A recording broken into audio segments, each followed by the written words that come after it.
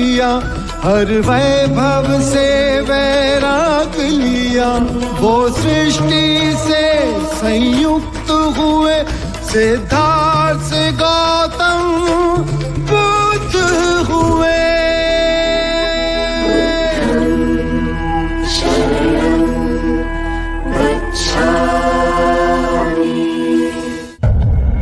जैसे कि आप सबको ज्ञात है, सिद्धार्थ गौतम बुद्ध कपिलवस्तु से प्रस्थान से पहले महाराज शुद्धोधन के आग्रह से हमारी जिज्ञासाओं का समाधान करेंगे। शाक्य नरेश महाराज शुद्धोधन एवं शाक्य मुनि बुद्ध पधार रहे हैं। शाक्य मुनि बुद्ध की, शाक्य मुनि बुद्ध की, शाक्य मुनि बुद्ध की, शाक्य मुनि बुद्ध की, शाक्य मुनि बुद्ध की, शाक्य मुनि बुद्ध की, शाक्य मुनि बुद्ध की, शाक्य मुनि बुद्ध की, शाक्य मुनि बुद्ध की, शाक्य मुनि बुद्ध की।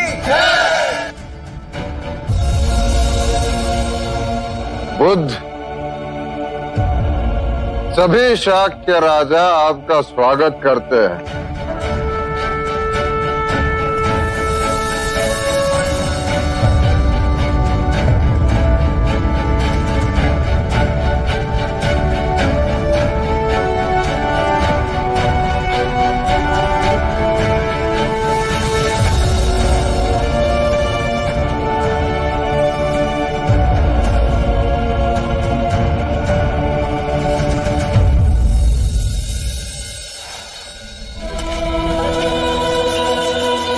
राजनीतिक जीवन में अर्थात प्रजा का शासन करने में आपका मार्ग हमें कैसे जागरूक कर सकता है?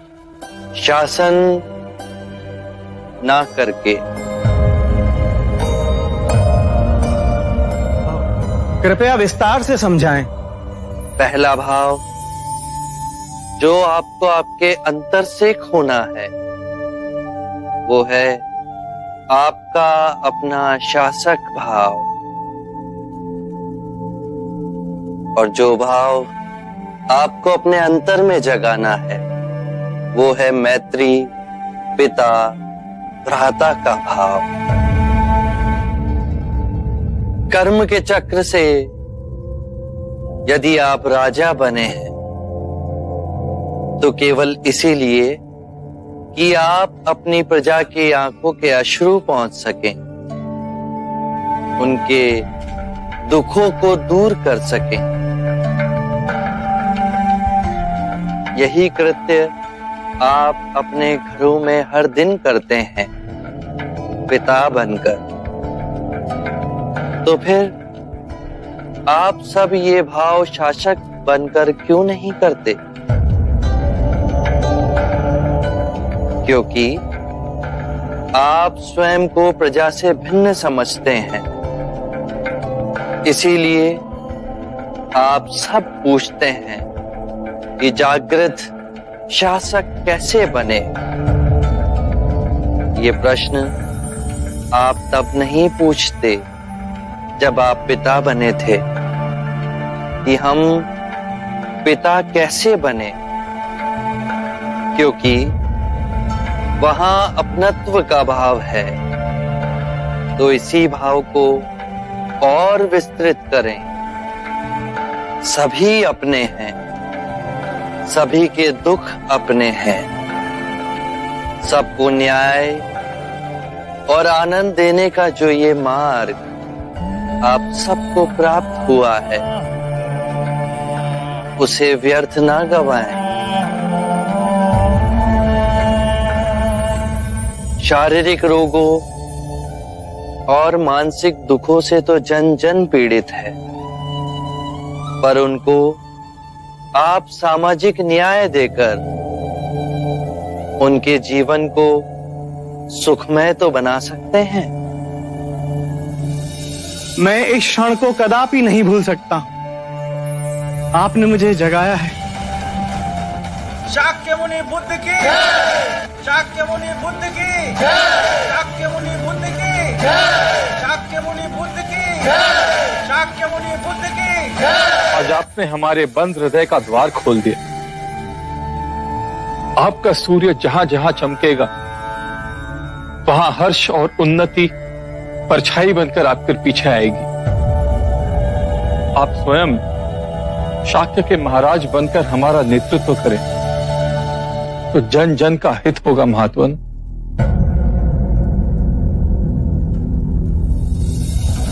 आप हमें धन्य करें शाक्य मुनि बुद्ध। आप महाराज बने तो शाक्यगण की वृद्धि हो। आप हमारा नेतृत्व करें, आप हमारे राजा बने। हाँ हाँ हाँ हाँ हमारे राजा बने। आप हमारे राजा बने। आप ही सिंहासन के योग्य हैं। मैं इसी क्षण आपको कपिल वस्तु का महाराज घोषित करता हूं। शाक्य मुनि बुद्ध की शाक्य मुनि बुद्ध की शाक्य मुनि बुद्ध की।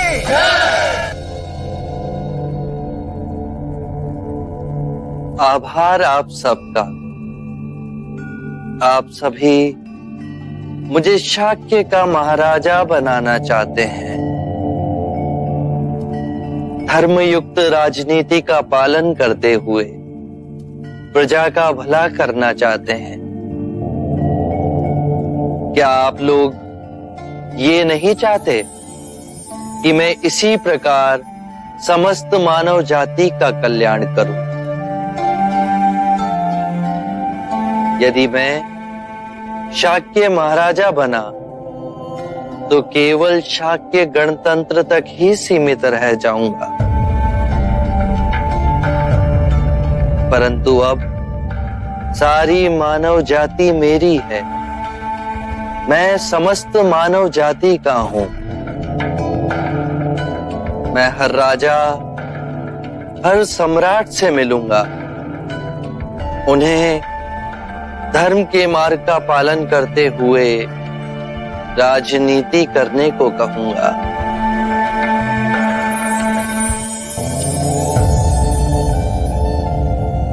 अब मुझे आज्ञा दें पिताश्री।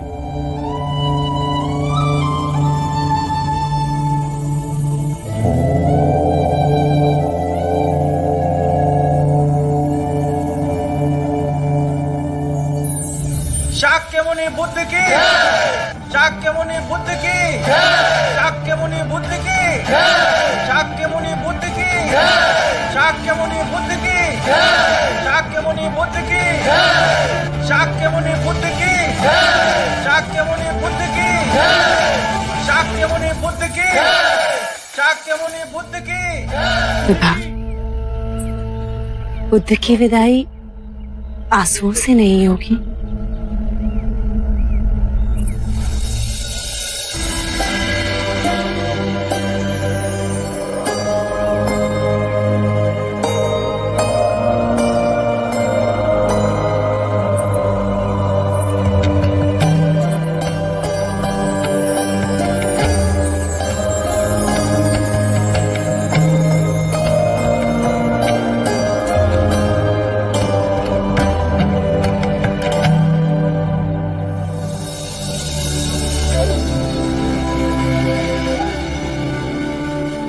भले ही आपके साथ ना हूं, पर मेरा हृदय सदैव आपके साथ रहेगा।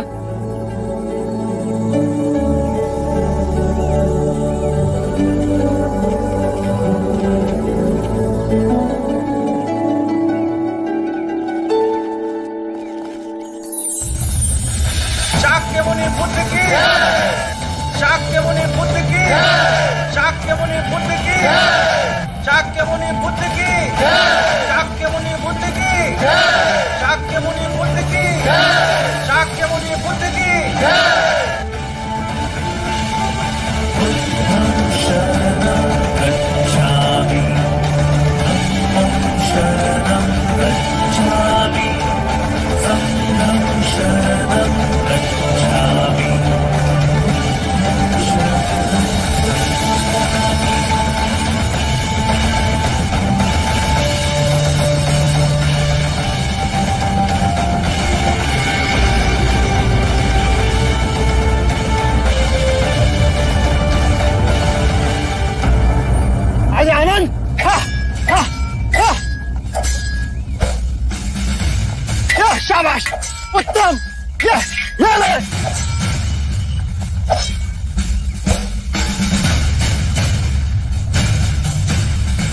बहुत अच्छे आनंद, बहुत अच्छे।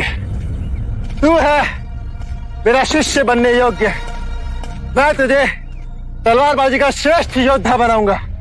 ये लो, मेरी ये तलवार आज से तुम्हारी हुई।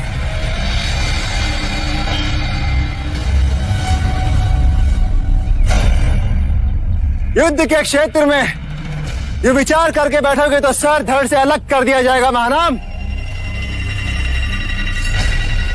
सोच रहे हैं अपना शीशी दे दे। बहुत दिनों से सोच रहे, पर अब निश्चय कर लिया, राहुल और नंद की तरह हम दोनों भी भिक्षुक बनेंगे। ओम भगवती भिक्षाम देहि। हम भूखे हैं, हमें भीख चाहिए। अरे मत आओ उस पाखंडी बुद्ध की बातों में। विष भरे तीर चला रहा है वो। अमृत है, आप नहीं समझेंगे ज्येष्ठ। मैं नहीं समझता। अरे वो पाखंडी राजाओं को भी भिखारी बना रहा है। दुख दूर करने की बात करता है लेकिन केवल दुख ही दे रहा है। हर उस वस्तु से दूर कर रहा है जो आनंद और विलास दे। अरे वो तो पागल है, लेकिन तुम तो समझदार हो। नहीं थे, पर अब समझदारी आ रही। माता पिता की आज्ञा लेकर हम बुद्ध की शरण में जाएंगे। आनंद, तुम चलोगे हमारे साथ? नहीं! आनंद कहीं नहीं जाएगा। वो मेरे साथ राजगृह जाएगा, वहां गणिकाओं से मिलेगा, भोग और विलास का आनंद भोगेगा। अरे मैं फिर कहता हूं, तुम भी चलो मेरे साथ। स्वयं अजात शत्रु ने मुझे अपने राज्याभिषेक में आमंत्रित किया है। पर वहां तो महाराज बिंबिसार थे,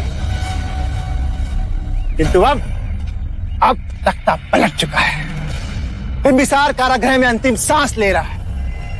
अरे मैं फिर कहता हूं, चलो मेरे साथ राजगृह में। जहां पिता की हत्या पुत्र करे वहां मैं नहीं जाऊंगा। मैं बुद्ध की शरण में जा रहा हूं। और मैं भी आपके साथ चलूंगा। अनुज, तुम?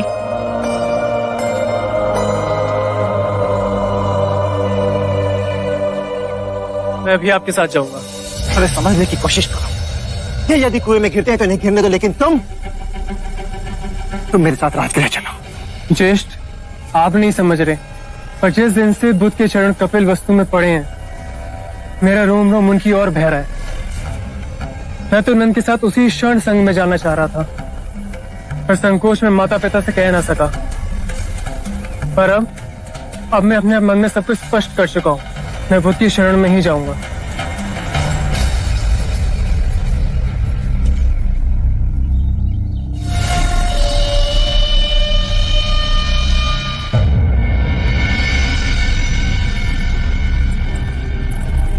आप तीनों ने हमें यहाँ क्यों बुलाया?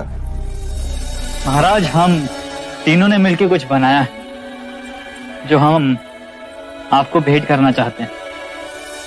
आप लोगों ने ये प्रतिमा बनाई है? जी, और हम चाहते हैं कि हमारे इस प्रयास का उद्घाटन महाराज आप करें। अवश्य।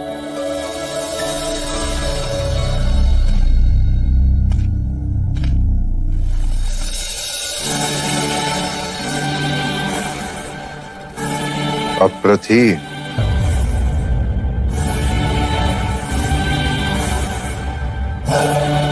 अप्रतिम भेंट है आपकी।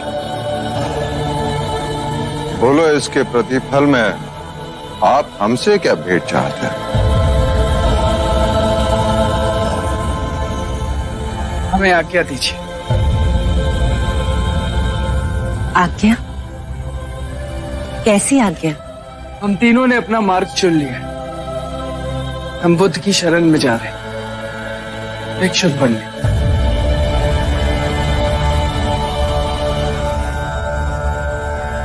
मेरे पुत्र भी भिक्षु बनना चाहते हैं। 3 पुत्र जने, वो भी हमें छोड़ के चले जाएंगे? माँ? नहीं, कोई नहीं जाएगा। मैं तुम्हारी माँ हूँ और इस पथ पर जाने से पहले तुम्हें मेरी मृत्यु शैया पर होकर गुजरना होगा। माँ, कृपया करके ऐसा प्रण ना ले। ये विचार आप लोगों के मन में कैसे आए? जब से बुद्ध का मनोरम रूप आंखों में बसा, हम तीनों अलग इसी सोच में थे, पर अब हमारा मार्ग स्पष्ट हो गया है। पर तुम तीनों कैसे जा सकते हो? जब राजकाज का भार उठाने की बारी आई तो तुम सन्यास की ओर जा रहे हो। पिताश्री, राजकाज का भार संभालने के लिए तो ज्येष्ठ देवदत्त भी है ना। हमारे बारे में नहीं सोचा? वृद्ध अवस्था में किसके सहारे जिएंगे हम? देवी, इन तीनों को मत रोको। एक समय मैं भी काल के आड़े खड़ा हुआ और अपनी मनमानी करने की सोची, परंतु काल ने मेरी सारी मनसों पर पानी फेर दिया। हुआ वही जो निमित्त था। सिद्धार्थ तो बिना आज्ञा लिए अपने पथ पर चला गया। ये तीनों कम से कम तुम्हारी आज्ञा तो मांगने आए हैं। जब हम माता पिता बनते हैं तो इस भ्रम में होते हैं कि हम अपने बच्चों के भाग्य विधाता हैं, परंतु जिसके प्रारब्ध में जो लिखा होता है वही होता है। और मेरे पुत्रों के प्रारब्ध में भिक्षु बनना? यदि इन्हें भिक्षु जीवन रास न आए तो वो पुनः लौट भी सकते हैं। यदि इस समय हम इनके मार्ग की बाधा बने तो इनके साथ साथ हमें भी हानि होगी।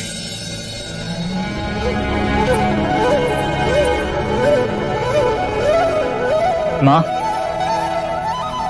माता प्रजापति ने जिस धैर्य से बुद्ध को विदा किया था, उसी भावना से हमें मुक्त कीजिए। अगर हमें इस जन्म में मुक्ति नहीं मिली तो हमारा ये जीवन व्यर्थ जाएगा। माँ, आपकी आंचल की छाया छोड़ हम ऐसे वट वृक्ष की छाया में जा रहे हैं जो युगों युगों तक भूले भटके और प्यासे लोगों को विश्राम और शांति देगा। अब बुद्ध के चरणों में ही हमारा निर्वाण है।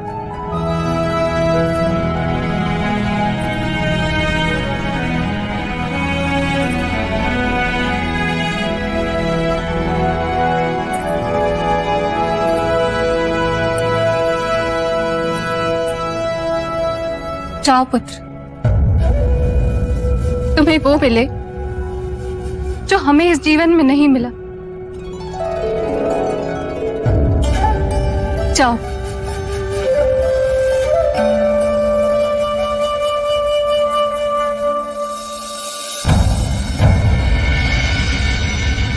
हरि ओम अग्निन्द्रो पुरो ददे अव्यवाहो पप्रवित् देवा आसादयातिया ओम चत्वारि सिद्धात्रयो अस्य पाद ऋषिः सप्तहस्तासो अस्य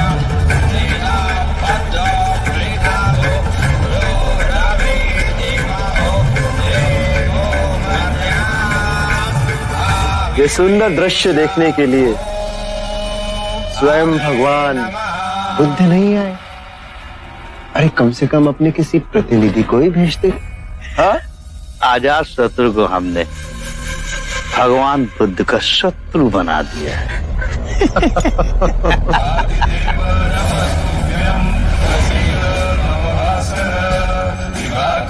नमस्तुभ्यं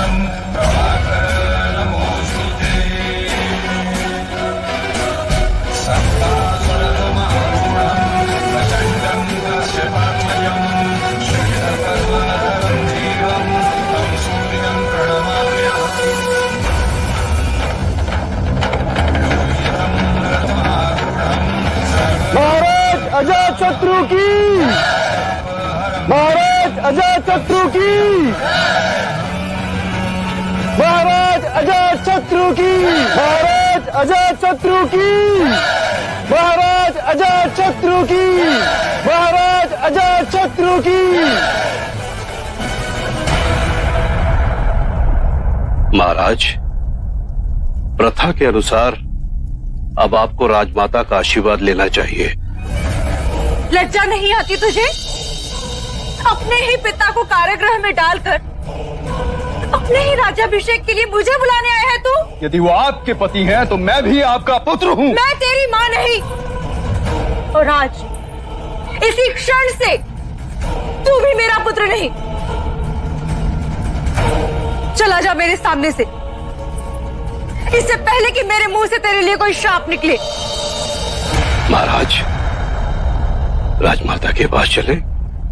नहीं, मुझे किसी के भी आशीर्वाद की कोई आवश्यकता नहीं, राजमाता की भी नहीं।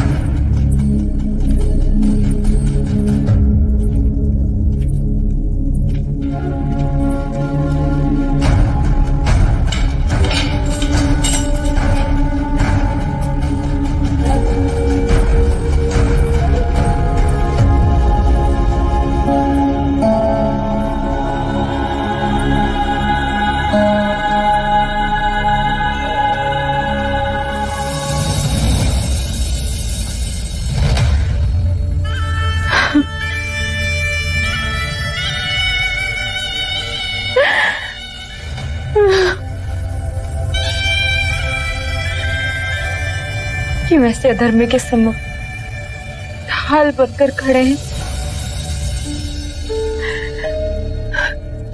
क्यों उस कायर को जीने के इतने अवसर प्रदान किए? सर्वनाश हो उसका। बस मत शराब दो उसे, मत बनो उसके कुकर्म के भागीदार। अपने मन का क्लेश और न बढ़ाओ। जो जिसका भोग है उसे भोगना है। आपको इस तरह धोखा मारने का प्रयास, और मैं इस तरह असहाय होकर ये सब अपनी आंखों के सामने देख रही हूँ।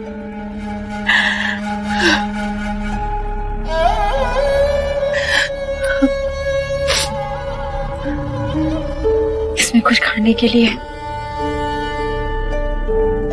इससे पहले कि कोई देख ले, आप इसे ग्रहण कर लीजिए। रहने दो, जब प्राण जाने ही। आपको मेरी सौगंध, जब तक मैं जीवित हूं मैं आपको इस तरह भूखा मरने नहीं दे सकती। अगर आपने ये भोजन ग्रहण नहीं किया ना, तो मैं भी यहीं अपने प्राण त्याग दूंगी। वैदेही, तुम जानती हो, यदि अजात शत्रु को पता चला कि तुम छुपकर मुझे भोजन देने आई हो, तो क्या करेगा? मुझे भी इसी कालकोठरी में मरने के लिए छोड़ देगा। क्यों संकट मोल ले रही हो? मैंने अन्न का त्याग कर दिया है। तो मैंने अभी आपको अपने प्राणों की सौगंध दी है, और मुझे आशा है कि आप मुझे निराश नहीं करेंगे। तुम्हारी सौगंध ना तोड़ूंगा, अवश्य खा लूंगा। ऐसे क्या देख रहे हैं? वैदेही, मैंने तुम्हारे प्रति पति का धर्म नहीं निभाया, दूसरे स्त्रियों के साथ नाता जोड़ा रखा, और तुम अपनी जान पर। क्योंकि मैं आपकी पत्नी हूं। वो सब न थी, दुख तो इस बात का है कि मैंने ऐसे कपूत को जन्म दिया। मैं ही क्यों नहीं मर गया वो? मत कोसो अपने भाग्य को, स्थिर रहो, सुख आए कि दुख आए, दोनों को साम्यक दृष्टि से देखो। दुख की अनुभूति नहीं होगी। बुद्ध के बताए मार्ग के कारण मैं इस कारागृह में भी सुखी हूं। कितनी शांति है यहां ध्यान सहज लग जाता है। यह अवसर जीवन के अंतिम चरण में मिला। अरे इतने हट्टे कट्टे हो, एक बैलगाड़ी को भरने में इतना समय व्यय कर रहे हो, जल्दी करो। भिक्षाम देहि। भिक्षा? भाई आप ये भिक्षा क्यों मांगते हैं? स्वस्थ हो, तंदुरुस्त हो, खुद खेत जोत के अपने लिए अनाज क्यों नहीं पैदा करते? मैं भी तुम्हारी तरह किसान ही तो हूँ। मैं भी खेत जोतता हूँ और उसी की उपज को ग्रहण करता हूँ। अच्छा हमें समझाइए कैसे? मेरा अपना जीवन मेरा खेत है। उसे मैंने अपनी साधना और एकाग्रता से सींचा है और परम ज्ञान प्राप्त किया है। यही मेरी खेती की उपज है और मेरा धान्य रूपी फल मैं जन जन में बांट रहा हूं। इस फल को खाने से क्या प्राप्त होता है महात्मा? उसे खाने से मनुष्य अपने दुखों से मुक्त होगा, परम ज्ञान को प्राप्त होगा, निर्वाण को प्राप्त होगा। आपका नाम? साक्य मुनि बुद्ध। आप वही संबोधि प्राप्त महात्मा तो नहीं? आग लगी! अरे घर में आग लग गई! बच्चा घर में अकेला है। हमारा पुत्र गोपाल गोपाल गोपाल गोपाल मेरे बच्चे को बचाओ! गोपाल मेरे बच्चे! इस द्वार के अतिरिक्त और कोई मार्ग है? उधर कोने में एक खिड़की है। ये खिड़की, लेकिन इस खिड़की में से कोई बड़ा आदमी अंदर नहीं जा सकता। पर बालक तो यहाँ से बाहर आ सकता है। जाओ, जल्दी जल्दी बचाओ मेरे बच्चे को, जल्दी! गोपाल गोपाल बाहर आजा बेटा, आजा बेटा आजा, आग लगी है।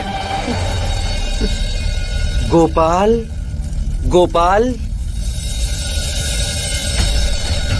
देखो तुम्हारे पिता मेले से कितने सारे खिलौने लाए हैं और ये मिट्टी की बैलगाड़ी तो बहुत सुंदर है। मैं तुम्हें मिट्टी की बैलगाड़ी दूंगा। आओ।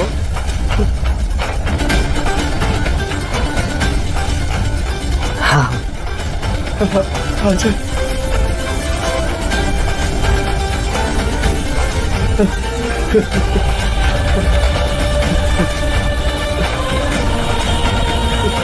मेरा गोपाल।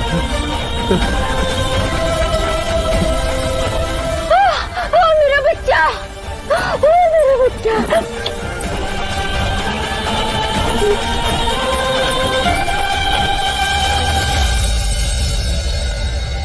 तुमने बुद्ध को अपशब्द कहे थे, पर उन्होंने तुम्हारे प्राणों से भी अधिक प्रिय तुम्हारे पुत्र को तुम्हें लौटा दिया। अब क्षमा कर दीजिए, क्षमा कर दीजिए गुरुदेव। अब मुझे आज्ञा दें। आपने इस बच्चे को जीवन दान दिया है महात्मा। आपका ये उपकार मैं अपने प्राण देकर भी नहीं चुका पाऊंगा। आप साक्षात ईश्वर बनकर हमारे जीवन में आए। आपकी करुणा न होती तो आज। यही तो मेरे जीवन का उद्देश्य है। महात्मा हमें समझाएंगे। सुदत्त, मैं वासना, ईर्ष्या, क्रोध, मोह, लोभ से जलते घरों से लोगों को बाहर निकालता हूं। ये अग्नि जीवन को जला देती है। न जाने कितने लोग इस अग्नि की भेंट चढ़ चुके हैं। जैसे मैंने गोपाल को पुकारा, वैसे ही मैं सबको पुकारता हूं। उनके मन के द्वार इस अग्नि के ज्वर से बंद है, परंतु उनकी चेतना की एक छोटी खिड़की खुली है। गोपाल की तरह जो भी मेरी वाणी को सुन अपना पहला पग बढ़ाता है, उसे मैं इस अग्नि से सुरक्षित बाहर खींच लेता हूं, उन्हें मुक्ति का मार्ग दिखलाता हूं। और इसी तरह उनका पुनः जन्म होता है, जैसे कि मेरे गोपाल का हुआ। और कोई जिज्ञासा है? मेरी प्रार्थना है आपसे। मैं श्रावस्ती का वैश्य सुदत्त हूँ। मेरी विनती है कि आप श्रावस्ती आएं और वहां अपने संघ की स्थापना कर वहां के जन जन को मुक्ति के मार्ग का ज्ञान दे। मैं अवश्य आऊंगा सुदत्त, परंतु मेरे साथ मेरे भिक्षु भी होंगे। बुद्ध, जब आप मगध में थे तो सुना महाराज बिंबिसार ने वेणुवन आपको भेंट दिया था। कपिलवस्तु में आपके पिता महाराज शुद्धोदन ने निगरोधवन में आपके संघ का आयोजन किया। एक ऐसा अवसर मुझे भी दे बुद्ध। मैं श्रावस्ती अवश्य आऊंगा, मैं तुम्हें वचन देता हूं।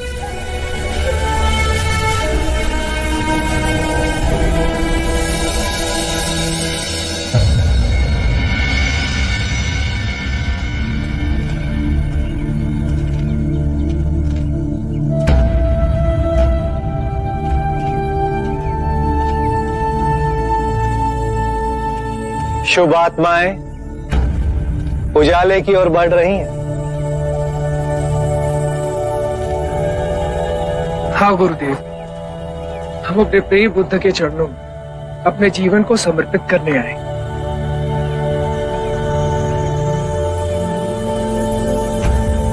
नंदो राहुल कहाँ हैं? सभी भिक्षु भिक्षाटन के लिए गए, बुद्ध भी गए। युवराज, युवराज!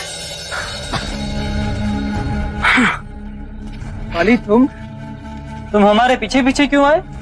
जब आप तीनों मुझे गठरी देकर गए तो मेरे मन में आया कि मैं देखूं कि इसमें क्या है, और मैंने देखा तो इसमें बहुमूल्य आभूषण थे। ये आभूषण हमने तुम्हें स्वेच्छा से दिए। हम भिक्षुक बनेंगे, ये सब हमारे लिए व्यर्थ है। पहले तुमने नाई का कार्य करके कपिलवस्तु में हमारी इतने सालों तक सेवा की, तो हमने सोचा कि जाने से पहले ये सारे आभूषण हम तुम्हें दे दें।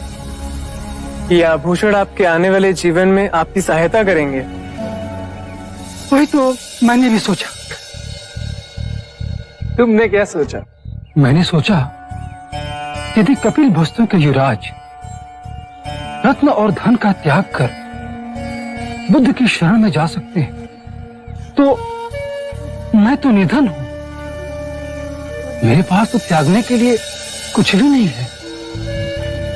यदि बुद्ध के चरण में मुझ जैसे निर्धन को स्थान मिल जाए तो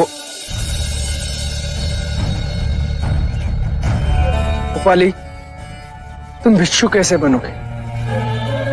तुम तो जाति से शूद्र हो। मेरे संग में ना जाति भेद है, ना ही वर्ण भेद।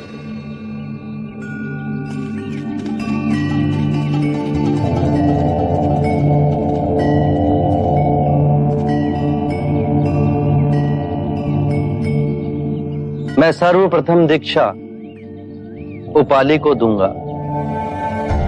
उपाली, संन्यास के लिए सब कुछ त्यागना पड़ता है,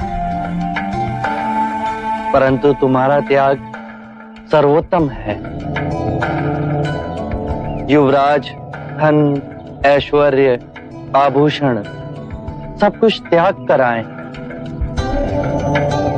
क्योंकि वो इनका सुख भोग चुके हैं, इसीलिए त्याग सके।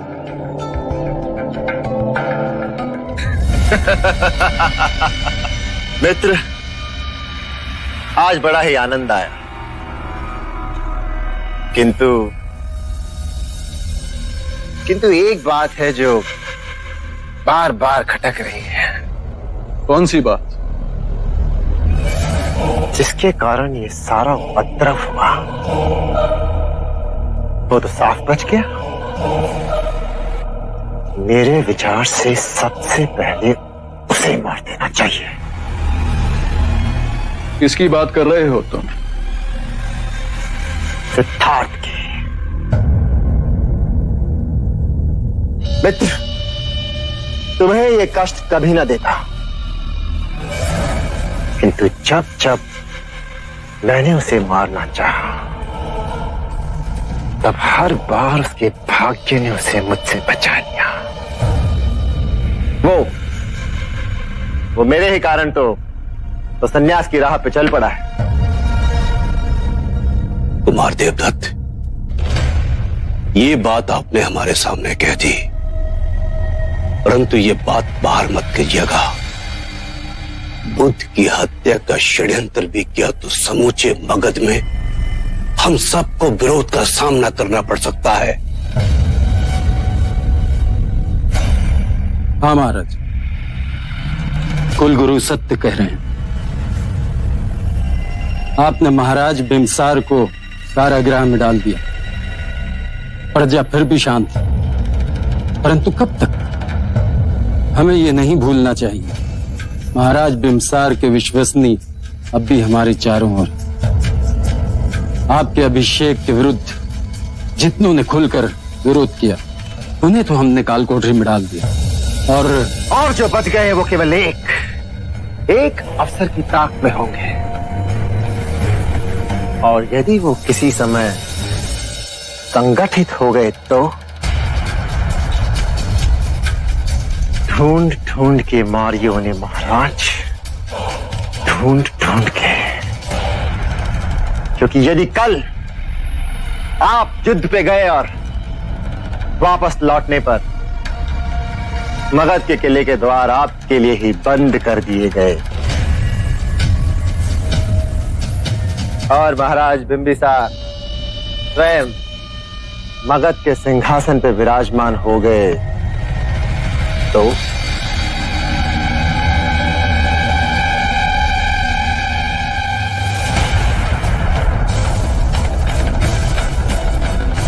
क्यों ना इस रोग को जड़ से ही काट के फेंक दिया जाए।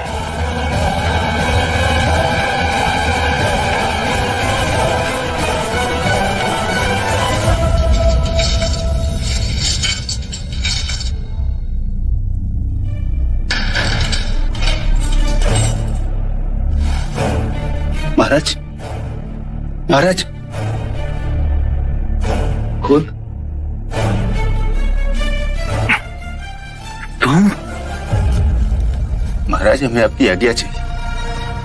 आज रात्रि को आपके विश्वसनीय सैनिक कारागृह पर आक्रमण करके आपको छुड़ा लेंगे। बस हमें आपके संकेत की प्रतीक्षा है महाराज। कितने सैनिक हो तुम? 150 या 200 के लगभग महाराज। मैं तुम्हारा शासक ही नहीं, पिता भी हूं। मैं इतने सारे जीवन को व्यर्थ बलिदान नहीं दे सकता। 200 सैनिक अजात शत्रु की सेना से टक्कर नहीं ले सकेंगे। वो मेरी हत्या तो करेगा ही, किंतु वो तुम्हें भी चुन चुन के मारेगा। अजात शत्रु रक्त का अत्यधिक प्यासा है। वो तुम्हारे परिवार वालों को भी नहीं छोड़ेगा। परंतु युवराज अजात शत्रु आपका वध करना चाहते हैं महाराज। अपने महाराज की आज्ञा का पालन करोगे? जी महाराज। अपने जीवन को यूं व्यर्थ बलिदान न करो।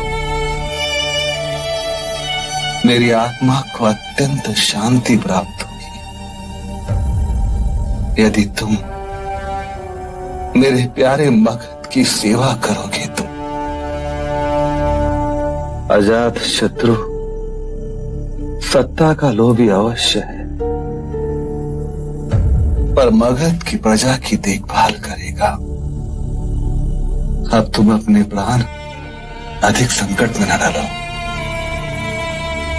जाओ यहाँ से। बाप को अकेला छोड़ के नहीं जा सकता। ये तुम्हारे महाराज बिंबिसार का आदेश है।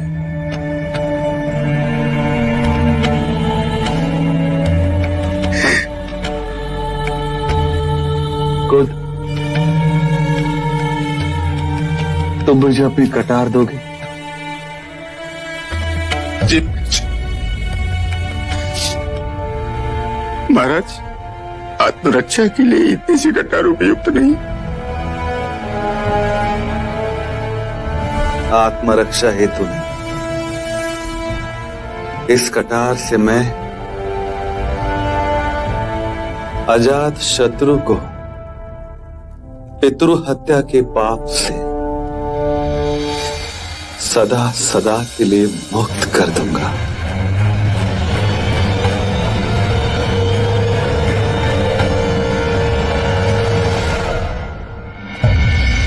मां,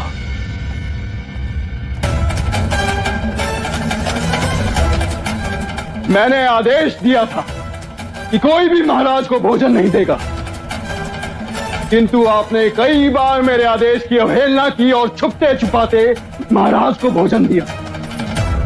दूंगी, हर बार भोजन दूंगी उन्हें और हर बार अवहेलना करूंगी। क्या करोगे? हत्या करोगे तो कर दो। देखो मेरी आंखों में, तुम जब मेरी कोख में थे ना, मुझे तुम्हारे पिता का रक्त पीने की इच्छा हुई। उन्होंने एक क्षण के लिए भी नहीं सोचा, तुरंत अपनी हथेली काट दी और मेरे रक्त पीने की इच्छा को पूरा किया। उसी पल हमारे ज्योतिषी ने भविष्यवाणी की कि होने वाला शिशु अपने ही पिता का वध कर देगा। मुझे ये बात पता चली, मैंने तुम्हें गिराने की बहुत कोशिश की, लेकिन वो तुम्हारे पिता ही थे जिन्होंने मुझे रोक दिया। जब तुम्हारा जन्म हुआ ना, मैंने तुम्हें मारने की बहुत कोशिशें की, लेकिन ये जानते हुए कि तुम ही उनका वध करने वाले हो, उन्होंने तुम्हें बचा लिया, तुम्हें पाला, तुम्हें पोसा, इतना बड़ा किया, और तुमने सिंहासन की वासना के लिए उन्हें अपने राज्य में ही बंदी बना लिया। निर्मम अत्याचार कर रहे हो उन पर। लोग तो अपने मृत्यु प्राप्त पिता को पितृ तर्पण करते हैं, लेकिन एक मेरी निर्लज संतान जिसने अपने ही पिता को जीते जी मार दिया। दूंगी, हर दिन उन्हें भोजन अवश्य दूंगी। जो कर सकते हो कर लो। मां, कदाचित तुम्हारे भाग्य में भी और जीना लिखा है, या फिर मेरा भाग्य अधिक बलशाली है कि उसमें तुम्हारी हत्या नहीं लिखी।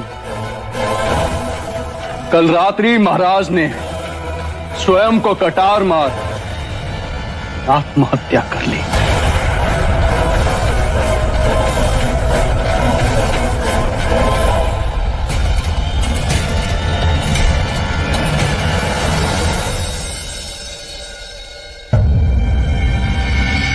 एक नगर वधु महाराज ने पत्नी का दर्जा दिया।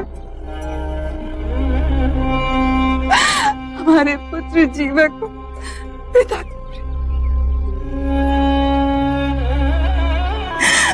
और उनकी अपनी संतान ने ही। महाराज बिंबिसार ने अपना जीवन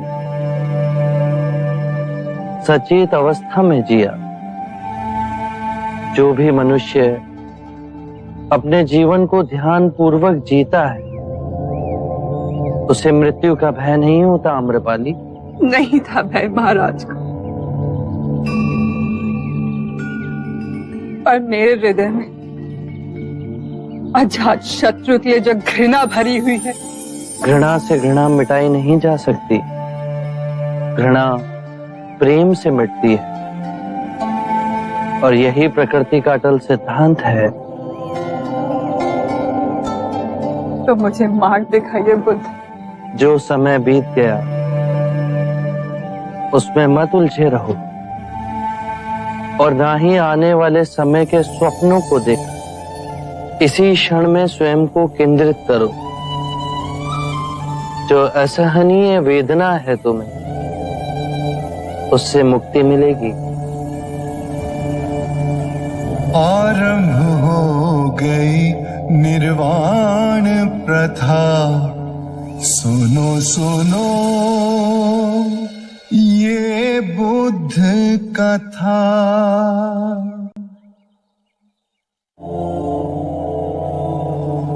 घृणा से घृणा नहीं मिटाई जा सकती।